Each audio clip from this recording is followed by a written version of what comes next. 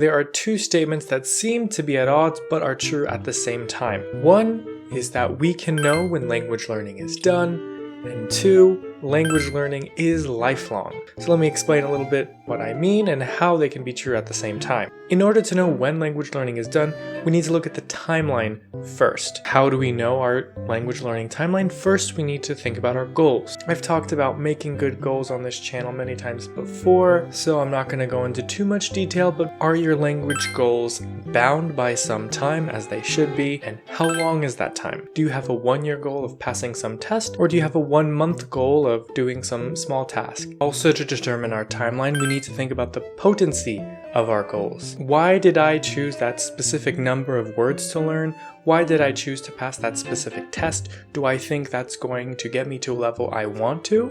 Is there something unique about that particular level you chose? Or did you choose it because there is something to work at? That's going to determine whether you continue making goals after this one. If your goal is to get the highest level of the JLPT, the HSK, or the topic exam, maybe what you have left is actually really good to work with and you can calm your studies after you reach that goal. Maybe your goal is just arbitrary in order to push you to do something. You're probably going to continue learning after that one. Also, something that determines our language timeline is the desire to push further. Do you feel burnt out after reaching that goal? Was it something like passing a test? Maybe you want to take a big break. Maybe that's when you stop learning a language. Was it the opposite? Was it a goal that pushed you to do something because you weren't doing something before and this gave you a renewed interest in the language? That person's going to continue learning the language after that. Now that we have the language timeline down, what are the levels of doneness when we are going to put a language down? One type that we don't usually want is when we completely just put down a language and never learn it again. When we retire a language. This one's really sad because all of your efforts before that have kind of been wasted. Maybe you're gonna do this one because you're burnt out, or you realize you don't really like the language, or there's not enough resources for you, or you feel like you didn't really have a connection to the country where it's spoken. I think that's very definitively an end of language learning when you retire a language. If you've liked this video so far, please give it a like and subscribe if you want to see more from me. Another way we can be done with a language is when we put it in a lower urgency category. This is going to be something you do a lot if you're someone who learns a lot of languages like me.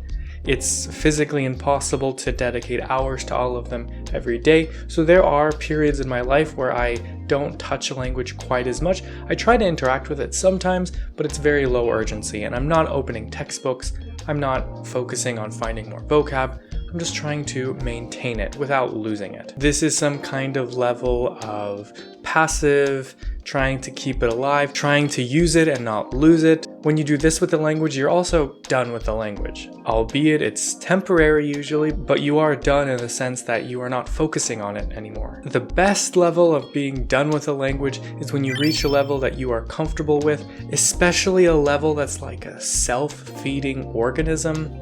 Once you get to a very high level of a language, you don't really need to spend any more time focusing on vocab or grammar, because just interacting with the language is enough to improve your vocab, use grammar more correctly, because you're getting lots of input. When you can really take part in the culture that a language is spoken in, you will improve in a huge way because you are culturally connected to this thing and you're literally getting a lot of input. This is also a form of being done with a language because you're not taking classes, you're not focusing on grammar, you're not a language learner anymore, you're just a language user. I would say this level is hard to be at unless you are really immersed. If you're not living in a country, you're probably going to need to spend some time maintaining a language that would fall under the category of language learning. So it's really difficult to have this self-feeding organism where just input is enough to improve your language. What about the other point I mentioned earlier about language learning being lifelong? Even in those examples of being done with a language, there is something temporary about these languages. Unless you're immersed in using this language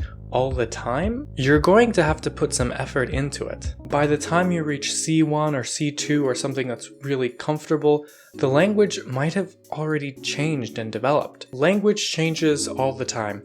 I'm assuming if you're watching this, you're probably a native English speaker, and you've probably noticed in your lifetime people use some words differently. Every few years we're using old words in different ways, we're creating new words, and this probably outpaces the speed at which you learn a language.